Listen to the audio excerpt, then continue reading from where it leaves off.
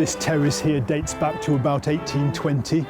This building here is a bit more recent, being Victorian, so dating to about 1880, 1890. Here once stood the well-known Spode factory, birthplace of bone china. It has since been converted into a museum. In 1784, the British government slashed the tax on tea, so the money that's saved could now be spent on aesthetic tea ware.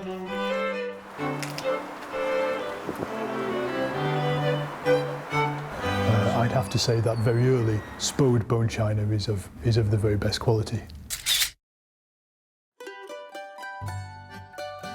May we have a visit with you?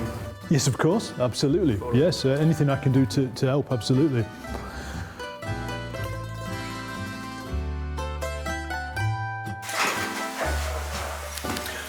So this small cabinet here shows pieces from more or less every decade of the factory's existence, all the way from 1770, the very earliest pieces, through the 1800s, 1900s, and then the 2000s.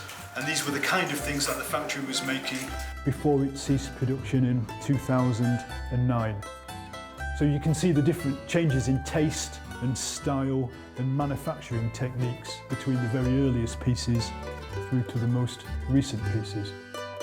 You get examples of what we know as the willow pattern.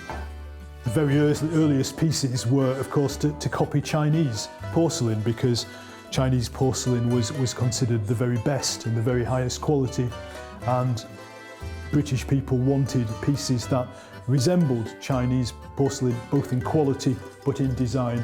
They didn't have the Chinese expertise nor the materials available in China at that time, so we were trying to mimic the look and feel of Chinese porcelain but using materials that were available in England, hence the use of cattle bones, which were readily available in England at that time. It was a very high cost product. Porcelain is incredibly difficult to make in that period. In the year 1770, Josiah Spode, founder of this factory, created the first generation bone china, a translucent but durable porcelain. It was made by mixing bone ash, china clay and flux. Distinct for its slip casting rather than wheel throwing, colours and patterns were left for the second firing. Europeans modified the genes and aesthetic features of porcelain to enable its mass production.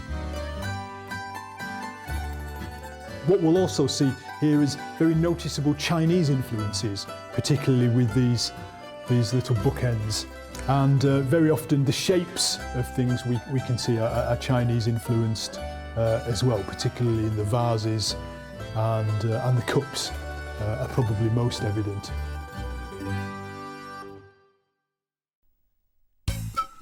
In 1750, a British printmaker obtained a patent to transfer engraved copperplate prints onto porcelain, a technique that streamlined the production efficiency of European 18th century porcelain. As two printers could do the work of 100 traditional painters in the same time, the technique quickly spread among British porcelain makers.